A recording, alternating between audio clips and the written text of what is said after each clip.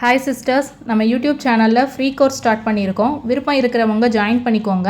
இந்த வீடியோவை பார்க்குற எல்லாருமே சப்ஸ்கிரைப் பண்ணிவிட்டு ஸ்கிப் பண்ணாமல் பாருங்கள். அப்போ தான் உங்களுக்கு தெளிவாக புரியும். வாங்க வீடியோக்குள்ளே போகலாம். கிளாஸில் ஸ்டோன் செயின் எப்படி ஸ்டிச் பண்ணுறதுன்றதை பற்றி பார்க்கலாம். அதே மாதிரி தான் நம்ம பேர்ல் செயினும் ஸ்டிச் பண்ணணும். இப்போ இந்த ஸ்டோன் செயின் வந்து இப்படி தான் இருக்குது. இதில் வந்து நடுவில் ஒரு கோல்டன் கலரில் ஒரு கம்பி மாதிரி தெரியுதுல்ல, அதில் தான் நம்ம ஸ்டிச்சஸ் கொடுக்க போகிறோம். இப்போ நம்ம இதை என்ன பண்ணணும் அப்படின்னா, இதில் ஸ்டிக் பண்ணணும். ஒரு க்ளூ வச்சுட்டு க்ளூவை இதில் அப்ளை பண்ணிக்கோங்க. அப்ளை பண்ணிட்டு இது மேலே இதை வச்சு ஸ்டிக் பண்ணிக்கோங்க. எந்த அளவுக்கு உங்களால் எக்ஸ்பேண்ட் பண்ணி ஸ்டிக் பண்ண முடியுமோ அந்த அளவுக்கு ஸ்டிக் பண்ணுங்கள். ஏன்னா அப்போ தான் அந்த கேப் அங்கே கிடைக்கும் உங்களுக்கு. அது மூலமாக தான் நம்ம ஸ்டிச் பண்ண முடியும்.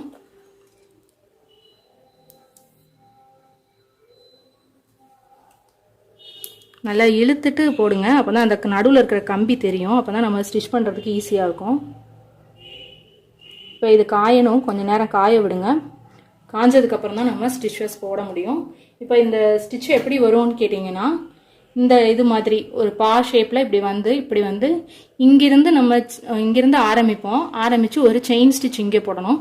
திரும்ப இந்த இடத்துலேருந்து இந்த பக்கத்துக்கு ஒரு செயின் ஸ்டிச் கொடுக்கணும். திரும்ப இங்கிருந்து மேலே ஒரு செயின் ஸ்டிச், அதே மாதிரி கண்டினியூ பண்ணிக்கிட்டே வரணும். இந்த டிசைனை இந்த மாதிரி ஷேப்ஸில் தான் இருக்கும். இது காஞ்சோன்னு நம்ம பார்க்கலாம்.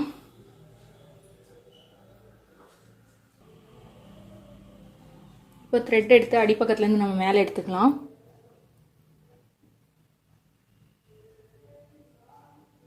இப்போ இதுக்கு சென்டரில் கொடுத்து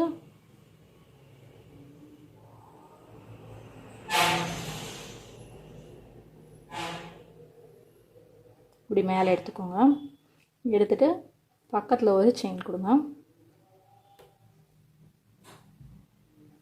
திரும்ப இங்கே கொடுங்க, மேலே கொடுங்க. திரும்ப இங்கே பக்கம் கொடுங்க. நம்ம அந்த டயக்ராமில் போட்டிருக்கிற மாதிரியே தான் நம்ம வந்து கொடுக்க போகிறோம். திரும்ப இங்கே கொஞ்சம் இந்த செயின் வந்து நீங்கள் லெஃப்ட்டும் இதெல்லாம் கொடுக்குற அந்த செயின் மட்டும் கொஞ்சம் பெருசாக வேணாலும் நீங்கள் கொடுத்துக்கலாம். இந்த ஸ்டோனோட அளவுக்கு நீங்கள் கொடுத்துக்கலாம்.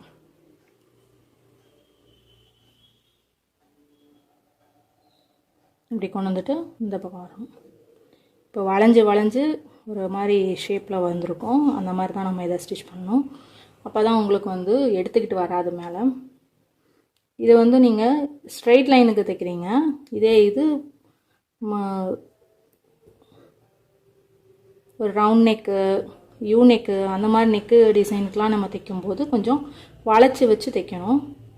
நெக்குக்கு தகுந்த மாதிரி அதை ஸ்டிக் பண்ணிக்கோங்க, அவ்வளோதான். இதே மாதிரி தான் நம்ம இங்கே ஃபுல்லாகவே இப்படியே தைச்சிட்டே வரணும்.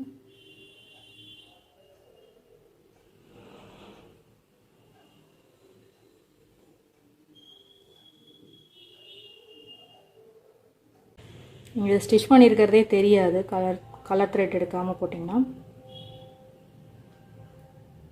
இப்போ அந்த ஸ்டிச் வந்து உங்களுக்கு தெரியும், இந்த டயக்ராம் மாதிரியே வந்துட்டுருக்கும். இந்த மாதிரி தான் நம்ம ஃபுல்லாக ஸ்டிச் பண்ண போகிறோம்.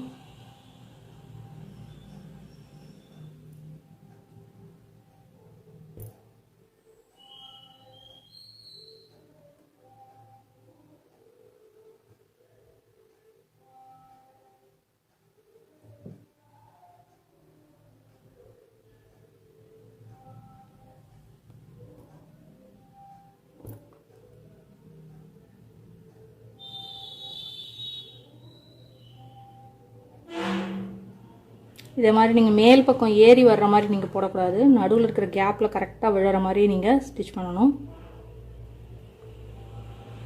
அப்புறம் ஸ்டோனோட அந்த இது மறைஞ்சிரும்,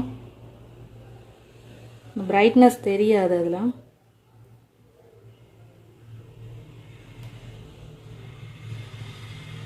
ஃபஸ்ட் டைம் போடும்போது மட்டும்தான் உங்களுக்கு கஷ்டமாக இருக்கிற மாதிரி இருக்கும். போட உங்களுக்கு ஈஸியாகிடும்.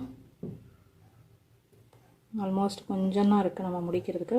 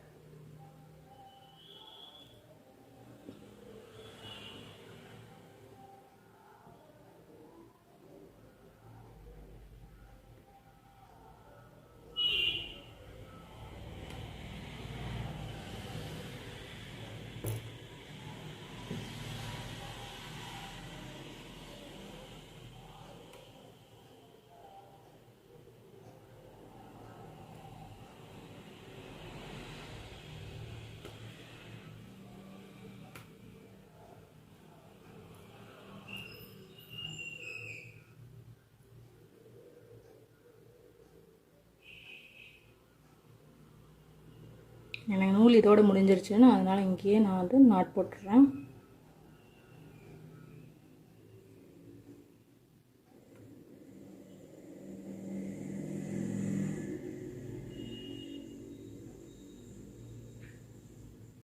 இந்த வீடியோ உங்களுக்கு பிடிச்சிருந்தா லைக் பண்ணுங்கள், ஷேர் பண்ணுங்கள், என்கரேஜ் பண்ணுற விதமாக சேனலை சப்ஸ்கிரைப் பண்ணி சப்போர்ட் பண்ணுங்கள் சிஸ்டர்ஸ்.